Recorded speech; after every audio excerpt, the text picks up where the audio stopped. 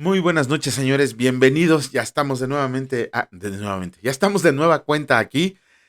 Hoy tenemos público aquí en la casa. Está mi amada esposa, mi amada hija y doña Rosario, mi suegra. Aquí están escuchando la palabra del Señor. Ya llevamos una semana completita así, Almita. Ya nos estamos reuniendo en equipo. De hecho, también tengo aquí a dos de los 5 perros que tenemos. Pero bueno, vamos a comenzar con la lectura. Padre, en el nombre de Cristo te damos gracias por la bendición de estar en tu presencia nuevamente. Gracias por toda tu misericordia mostrada el día de hoy, por las bendiciones que recibimos siempre, aun y cuando no nos damos cuenta. Te pedimos perdón por las fallas que hayamos cometido, Señor. Trataremos de caminar en santidad y líbranos de todo mal. En el nombre de Cristo Jesús. Amén. Bienvenidos, señores. Vamos a empezar con la lectura. En esta ocasión nos vuelven a tocar 2 capítulos del libro de Éxodo, pero vamos a hacer una pequeña recapitulación de lo que vimos el día de ayer. Ayer leímos los capítulos 6 y 7. ¿Qué leímos en el capítulo 6? Bueno, en el capítulo 6 volvemos a ver que Dios comisiona a Moisés y como siempre Moisés mostrándose renuente al llamado que había hecho el Señor porque no se consideraba capaz. Esto lo tenemos que completar con lo que vamos a hacer el comentario en el capítulo 7. Él decía que no era capaz, que eligiera a alguien más, que estaba su hermano Aarón, que había otras personas más capaces. Siempre estaba tratando de poner algún pretexto para no cumplir con su llamado. De hecho, 2 veces Moisés le dijo que era torpe de labios. Vemos ahí que también Dios le dice que lo iba a elegir a él y a su hermano Aarón como para que dejara de sentir un poquito de miedo que fuera solo y ya así los dos serían los responsables de libertar a Israel. Ya pasamos ahí al capítulo 7 del libro de Éxodo que también leímos ayer y nos damos cuenta de algo muy importante, bueno, algo que nos debe de llamar mucho la atención.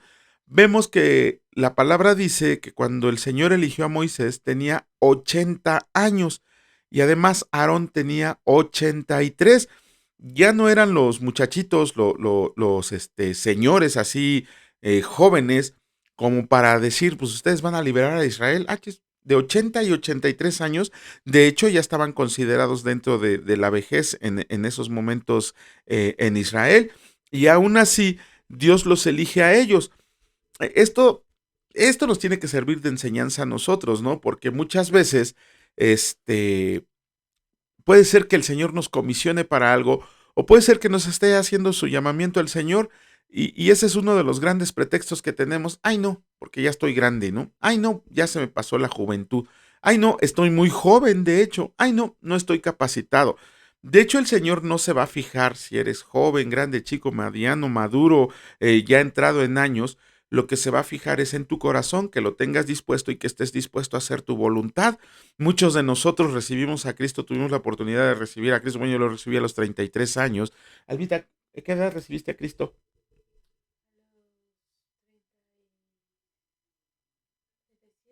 A los 37 años recibió a Cristo mi esposa, doña Rosario, ¿no se acuerda?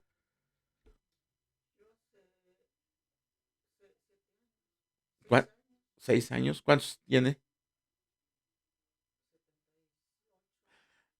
Mi suegra lo recibió a los 72 años de edad.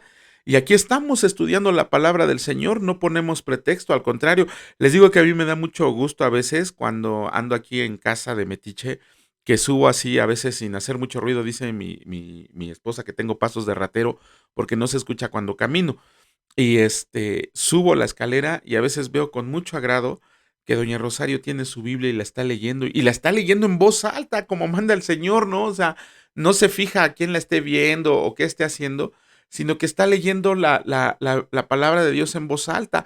Por eso les digo, nunca hay que poner pretexto, no, no importa la edad, la condición, la salud, nada. Si el Señor nos comisiona es porque sabe que somos capaces de hacer eso. Eso y lo que nos pida el Señor. Vemos también en el capítulo 7 que es la segunda confrontación entre el equipo de Moisés y Aarón contra Faraón y sus magos, ¿no?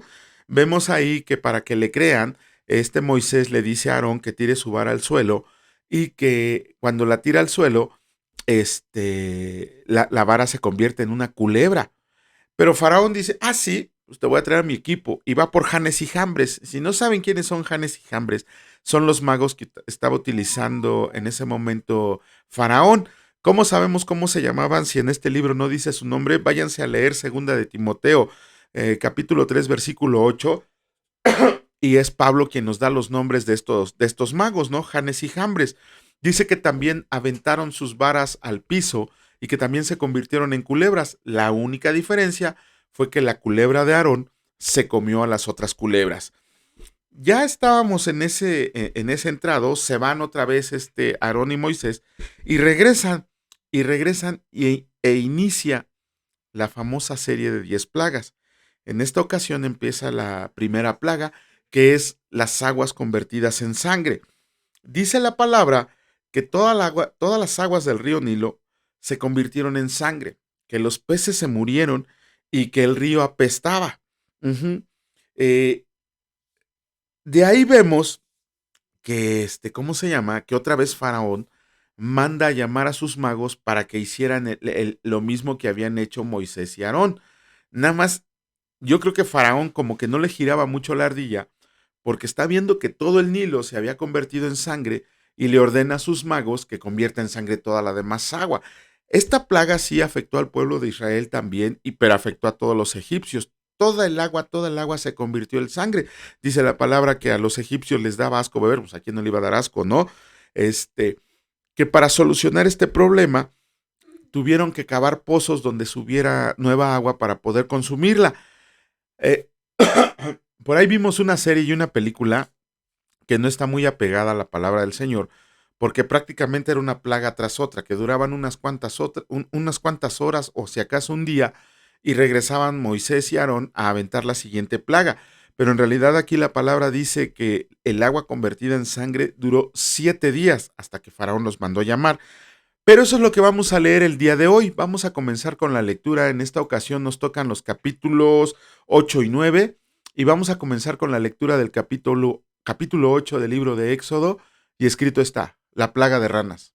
Entonces el Señor dijo a Moisés, entra a la presencia de Faraón y dile, el Señor ha dicho así, deja ir a mi pueblo para que me sirva. Y si no lo quieres dejar ir, he aquí yo castigaré con ranas todos tus territorios. Y el río criará ranas, las cuales subirán y entrarán en tu casa, en la cámara donde duermes y sobre tu cama, y en las casas de tus siervos, en tu pueblo, en tus hornos y en tus artesas. Y las ranas subirán sobre ti, sobre tu pueblo y sobre todos tus siervos. Y el Señor dijo a Moisés, di a Aarón, extiende tu mano con tu vara sobre los ríos, arroyos y estanques, para que haga subir ranas sobre la tierra de Egipto. Entonces Aarón extendió su mano sobre las aguas de Egipto, y subieron ranas que cubrieron la tierra de Egipto. Y los hechiceros hicieron lo mismo con sus encantamientos, e hicieron venir ranas sobre la tierra de Egipto. Entonces Faraón mandó llamar a Moisés y a Aarón y les dijo, oren al Señor para que quite las ranas de mí y de mi pueblo, y dejaré ir a tu pueblo para que ofrezca sacrificios al Señor. Y dijo Moisés a Faraón, dígnate indicarme cuándo debo orar por ti, por tus siervos y por tu pueblo, para que las ranas sean quitadas de ti y de tus casas, y que solamente queden en el río. Y él dijo, mañana. Y Moisés respondió, se hará conforme a tu palabra, para que conozcas que no hay Señor como nuestro Dios, y las ranas se irán de ti, y de tus casas, de tus siervos y de tu pueblo, y solamente quedarán en el río. Entonces salieron Moisés y Aarón de la presencia de Faraón. Ay, un momentito, por favor. Entonces Moisés y Aarón de la presencia de Faraón, y clamó Moisés a Jehová, tocante a las ranas que había mandado a Faraón. E hizo el Señor conforme a la palabra de Moisés, y murieron las ranas de las casas, de los cortijos y de los campos. Y las juntaron en montones y apestaba la tierra. Pero viendo Faraón que le habían dado reposo, endureció su corazón y no los escuchó como el Señor lo había dicho. La plaga de piojos. Entonces el Señor dijo a Moisés, di a Aarón, extiende tu vara y golpea el polvo de la tierra para que se vuelva piojos por todo el país de Egipto. Y ellos lo hicieron así, y Aarón extendió su mano con su vara y golpeó el polvo de la tierra, el cual se volvió piojos, así en los hombres como en las bestias. Todo el polvo de la tierra se volvió piojos en todo el país de Egipto. Y los hechiceros hicieron así también, para sacar piojos con sus encantamientos, pero no pudieron. Y hubo piojos tanto en los hombres como en las bestias. Entonces los hechiceros dijeron a Faraón, dedo de Dios es este. Mas el corazón de Faraón se endureció y no los escuchó como el Señor lo había dicho. La plaga de moscas. El Señor dijo a Moisés: levántate de mañana y ponte delante de Faraón. He aquí, él sale al río y dile: el Señor ha dicho así: deja ir a mi pueblo para que me sirva, porque si no dejas ir a mi pueblo, he aquí yo enviaré sobre ti, sobre tus siervos, sobre tu pueblo y sobre tus casas, toda clase de moscas, y las casas de los egipcios se llenarán de toda clase de moscas, y asimismo la tierra donde ellos estén. Y aquel día yo apartaré la tierra de Gosén, en la cual habita mi pueblo, para que ninguna clase de moscas haya en ella, a fin de que sepas que yo soy el Señor en medio de la tierra.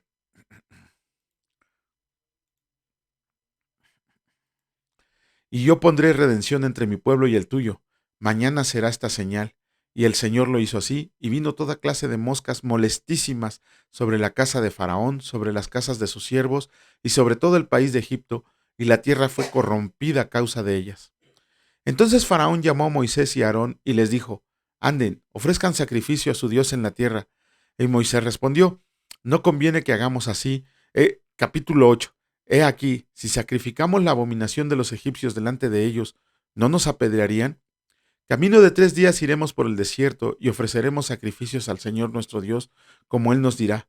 Dijo Faraón: yo los dejaré ir para que ofrezcan sacrificios al Señor su Dios en el desierto, con tal de que no vayan más lejos. Oren por mí. Y respondió Moisés: he aquí, al salir yo de tu presencia, rogaré al Señor que las diversas clases de moscas se vayan de Faraón y de sus siervos y de su pueblo mañana, con tal que Faraón no falte más, no dejando ir al pueblo a dar sacrificio al Señor. Entonces Moisés salió de la presencia de Faraón y oró al Señor. Y el Señor hizo conforme a la palabra de Moisés, y quitó todas aquellas moscas de Faraón, de sus siervos y de su pueblo, sin que quedara una. Mas Faraón endureció aún esta vez su corazón, y no dejó ir a su pueblo. La plaga en el ganado. Capítulo 9. Entonces el Señor dijo a Moisés: entra en la presencia de Faraón y dile: Señor, el Dios de los hebreos dice así: deja ir a mi pueblo para que me sirva, porque si no lo quieres dejar ir y lo detienes aún, he aquí la mano del Señor estará sobre tus ganados que están en el campo, caballos, asnos, camellos, vacas y ovejas, con plaga gravísima, y el Señor hará separación entre los ganados de Israel y los de Egipto, de modo que nada muera de todos los hijos de Israel. Y el Señor fijó plazo diciendo: mañana hará el Señor esta cosa en la tierra. Al día siguiente, el Señor hizo aquello y murió todo el ganado de Egipto, mas del ganado de los hijos de Israel no murió uno. Entonces Faraón envió, y he aquí que del ganado de los hijos de Israel no había muerto uno, mas el corazón de Faraón se endureció y no dejó ir a su pueblo. La plaga de úlceras. Y el Señor dijo a Moisés y a Aarón: tomen puñados de cenizas de un horno y las esparcirá Moisés hacia el cielo delante de Faraón, y vendrá a ser polvo sobre toda la tierra de Egipto, y producirá sarpullido con úlceras en los hombros, en los hombres y en las bestias, por todo el país de Egipto. Y tomaron ceniza del horno y se pusieron delante de Faraón, y la esparció Moisés hacia el cielo, y hubo sarpullido que produjo úlceras tanto en los hombres como en las bestias. Y los hechiceros no podían estar delante de Moisés a causa del sarpullido, porque hubo sarpullido en los hechiceros y en todos los egipcios. Pero el Señor endureció el corazón de Faraón y no los oyó, como el Señor había dicho a Moisés. La plaga de granizo. Entonces el Señor dijo a Moisés: levántate de mañana y ponte delante de Faraón y dile: el Señor, el Dios de los hebreos, dice así: deja ir a mi pueblo para que me sirva, porque yo enviaré esta vez todas mis plagas a tu corazón, sobre tus siervos y sobre tu pueblo, para que entiendas que no hay otro como yo en toda la tierra. Porque ahora yo extenderé mi mano para herirte a ti y a tu pueblo de plaga, y serás quitado de la tierra. Y a la verdad yo te he puesto para mostrar en ti mi poder y para que mi nombre sea anunciado en toda la tierra. ¿Todavía te ensorbeces contra mi pueblo para no dejarlos ir? He aquí que mañana a estas horas yo haré llover granizo muy pesado, cual nunca hubo en Egipto, desde el día que se fundó hasta ahora. Envía pues a recoger tu ganado y todo lo que tienes en el campo, porque todo hombre o animal que se halla en el campo y no sea recogido a casa, el granizo caerá sobre él y morirá. De los siervos de Faraón, el que tuvo temor de la palabra del Señor, hizo huir sus criados y su ganado a casa. Mas el que no puso en su corazón la palabra del Señor, dejó sus criados y sus ganados en el campo. Y el Señor dijo a Moisés: extiende tu mano hacia el cielo, para que venga granizo en toda la tierra de Egipto sobre los hombres, y sobre las bestias, y sobre toda la hierba del campo en el país de Egipto. Y Moisés extendió su vara hacia el cielo, y el Señor hizo tronar y granizar, y el fuego se descargó sobre la tierra, y el Señor hizo llover granizo sobre la tierra de Egipto. Hubo pues granizo y fuego mezclado con el granizo, tan grande cual nunca hubo en toda la tierra de Egipto desde que fue habitada.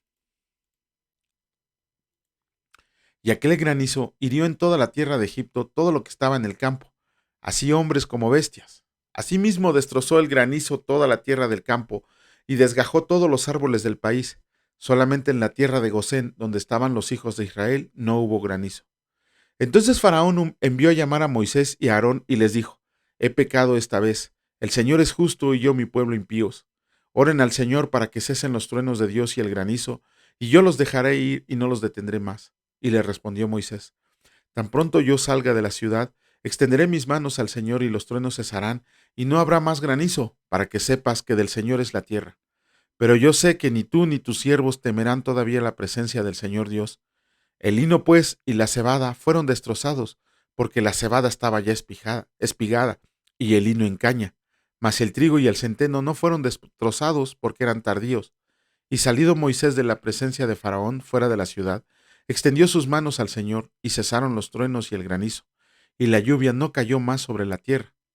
Y viendo Faraón que la lluvia había cesado y el granizo y los truenos se obstinó en pecar, y endureció su corazón él y sus siervos. Y el corazón de Faraón se endureció, y no dejó ir a los hijos de Israel, como el Señor lo había dicho por medio de Moisés. Con eso terminamos la lectura de los capítulos 8 y 9 que nos correspondían el día de hoy del libro de Éxodo, y vamos a iniciar con la lectura del Evangelio de Mateo. Nada más vamos a hacer un pequeño comentario, bueno, ni tan pequeño, bueno, medio pequeño. Vemos ahí, ayer terminamos el capítulo 16 y comenzamos con el 17. Vemos en el capítulo 16 que Jesús le pregunta a sus discípulos que quiénes decían los hombres que era Jesús. Unos respondieron que Elías, otros que era un profeta, le dieron varias respuestas. Y él le pregunta a sus discípulos: ¿y ustedes quiénes creen que son? Y otra vez Pedro. Pedro se avienta, brinca y dice: tú eres el Cristo, el Hijo del Dios viviente. Jesucristo se alegra de la respuesta que le da Pedro, de que le dice Jesús, dice: es que eso no vino de tu sabiduría, eso no vino de tu inteligencia, eso no vino de que andas conmigo, eso vino de la revelación que te está dando el Padre para que tú comprendas que yo soy el Hijo de Dios, del Hijo del Dios viviente. Y lo bendice. Eso sucede en el versículo 18. Cinco versículos pasan, y en el 24 Jesús les dice a todos sus discípulos que era necesario que él padeciera para que se cumpliera lo que estaba dicho en la Escritura. Y Pedro, otra vez Pedro, yo creo que a Mateo le caía mal Pedro porque es el que más mal habla de él, ¿no? Llama a Jesús, se lo lleva aparte y le dice: Pedro, no, Señor, ten misericordia de ti, ten piedad de ti, que no te suceda nada de esto. Jesús sabía lo que vino y se enoja con Pedro y le dice: quítate delante de mí, Satanás, porque tú pones la mirada en las cosas de los hombres. Ya imagino al pobre Pedro. Primero lo bendijo y prácticamente 5 minutos después el Señor lo compara con Satanás. Es una comparación, no es que a Pedro le estuviera diciendo Satanás, estaba haciendo una comparación acerca de que esas palabras las había puesto en su boca Satanás para que dijera eso, porque Jesucristo les estaba diciendo que él tenía que cumplir con lo que le había encomendado el Dios Padre Todopoderoso. Pero bueno, también le hace una declaración ahí que este es, yo creo que el versículo que más han tergiversado aquellos que profesan la religión católica. Porque Jesucristo, platicando con Pedro, dice: sobre esta roca fundaré mi iglesia. Es el versículo más sacado de contexto que puede haber para solventar una doctrina mala. Ajá. ¿Por qué? De aquí podríamos pasárnoslos hablando 3 horas, ¿no? De apologética, de tumbar esa doctrina y todo. Nada más vamos a tocar unos puntos así que me parece para que ustedes estén preparados para defender su fe. En griego, el nombre de Pedro es Petros y Petros significa piedra, no roca, significa piedra. Petra significa peña, una base rocosa. Y es en el original griego en el que está escrito, Jesucristo dice Petra. Ujú. Cristo dice claramente, sobre esta roca fundaré mi iglesia. Ok. Estamos viendo que el Evangelio de Mateo, como se los dijimos al principio, estaba totalmente dirigido al pueblo judío. Porque es el más judío de todos los libros que hay en la palabra del Señor. Ajá, porque Mateo era un publicano, uno al que despreciaban todos los judíos. Yo creo que por eso dijo, pues les voy a escribir a ustedes. Eh, como está escrito para el pueblo judío, para el pueblo hebreo, si alguien se tomara la molestia de leer la Biblia hebrea, que consta de 24 libros solamente, nos vamos a dar cuenta, y no solo en la Biblia hebrea, pero pues esto es para el ejemplo, siempre que se habla de roca, la palabra roca es utilizada siempre para hablar de Dios y nunca se refiere a un hombre. Ajá, la palabra roca siempre se refiere a Dios. Nunca, nunca se le ha dado ese título a un hombre. Un poco más. Y si nos vamos a leer Primera de Corintios, capítulo 10, versículo 4, ahí sí dice claramente, pero clarito, clarito, que la roca es Cristo. Ajá. Así lo dice, la roca es Cristo. Si no me creen, vayan a leer. Además, en el Nuevo Testamento también, la carta a los Efesios, en el capítulo 2, en el versículo 20, dice que Jesucristo es la piedra angular. La piedra angular, para no entrar en tantos detalles, es la primer piedra que se pone en una construcción.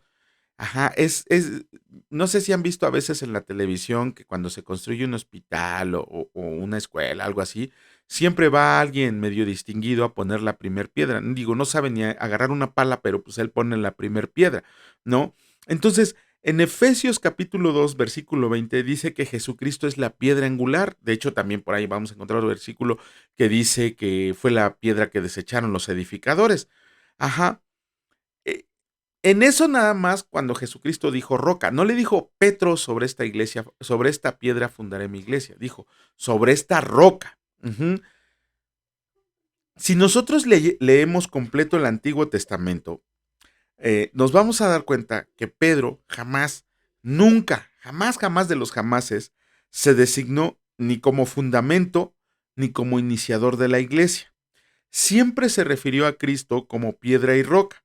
Se refiere a Cristo como piedra en Hechos capítulo 4 versículos 11 y 12 y como roca en la primera carta de Pedro capítulo 2 versículos del 4 al 8. Váyanlo a leer.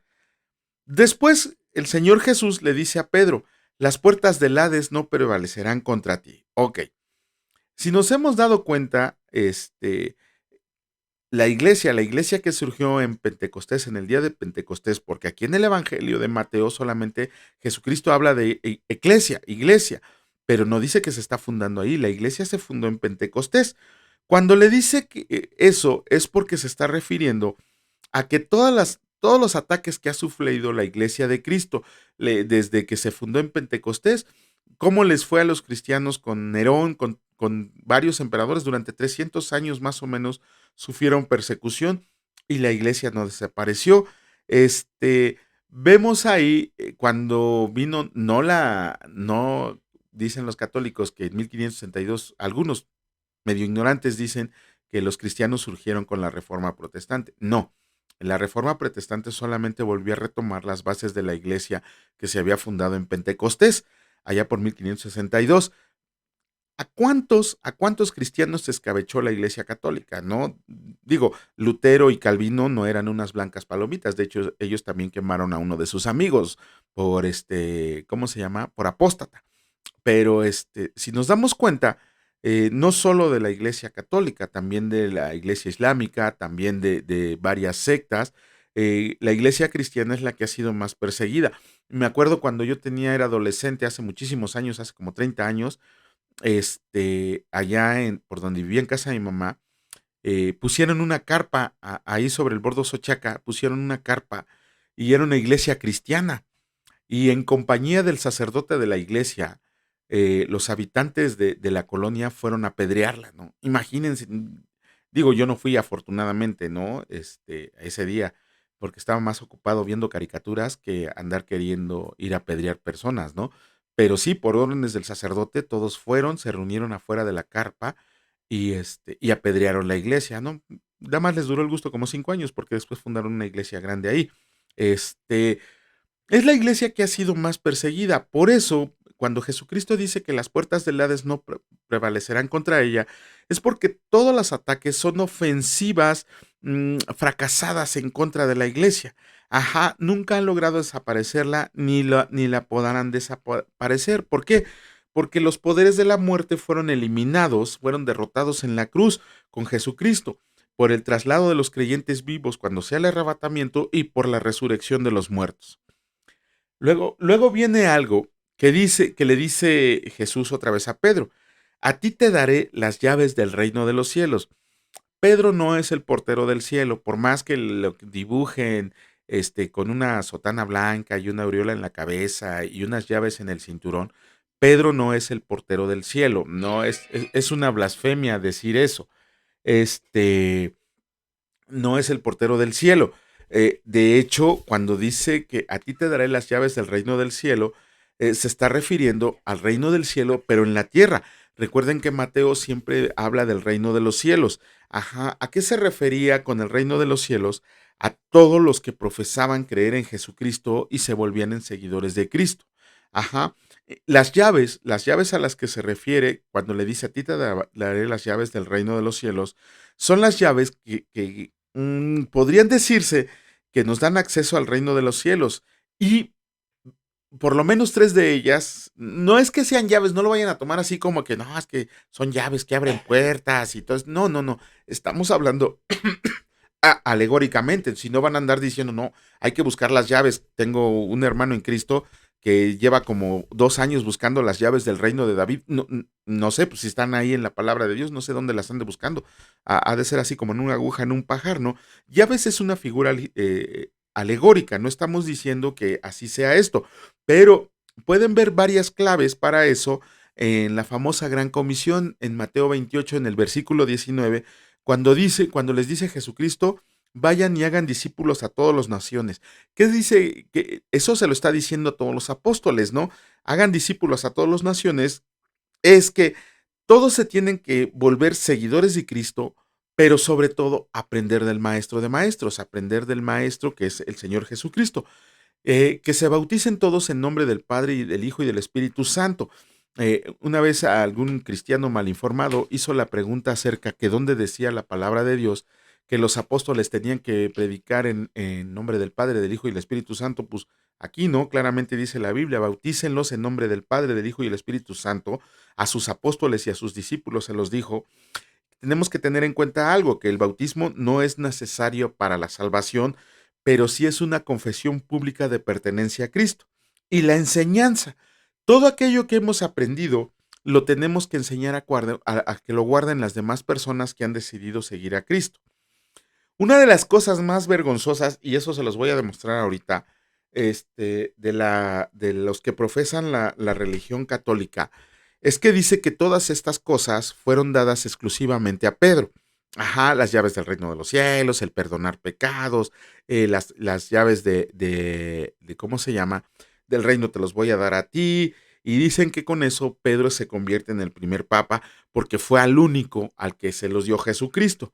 Les voy a leer de la Biblia católica el capítulo 18 de Mateo, el versículo 18. Dice así: de cierto les digo que todo lo que liguen en la tierra será ligado en el cielo, y todo lo que desaten en la tierra será desatado en el cielo. ¿A quién se está refiriendo Jesucristo? Si leemos el versículo 1, dice: en aquel tiempo vinieron los discípulos a Jesús diciendo: ¿quién es el mayor en el reino de los cielos? Estas cosas no fueron exclusivas de Pedro, no se las dieron a Pedro solamente, se la dio a todos sus discípulos. Pedro mismo dice que somos real sacerdocio, nación santa, pueblo escogido por Dios. Con esto con su misma Biblia se les derrumba el mito de que Pedro es el primer papa, de que Pedro fue elegido en específico por Jesucristo para cumplir con todo esto, cuando vemos que todas esas cosas que ellos dicen se los dio únicamente a Pedro, se las dio a todos sus discípulos, ¿no?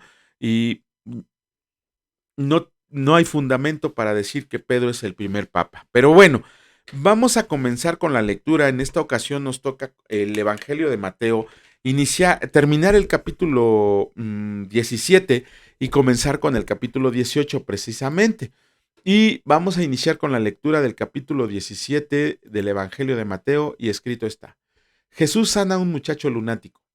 Cuando llegaron al gentío, vino a un hombre que se arrodilló delante de él diciendo: Señor, ten misericordia de mi hijo que es lunático y padece muchísimo, porque muchas veces cae en el fuego y muchas en el agua. Y lo he traído a tus discípulos, pero no le han podido sanar. Respondiendo Jesús dijo: Oh generación incrédula y perversa, ¿hasta cuándo he de estar con ustedes? ¿Hasta cuándo los he de soportar? Tráiganmelo acá. Y reprendió Jesús al demonio, el cual salió del muchacho, y éste quedó sano desde aquella hora.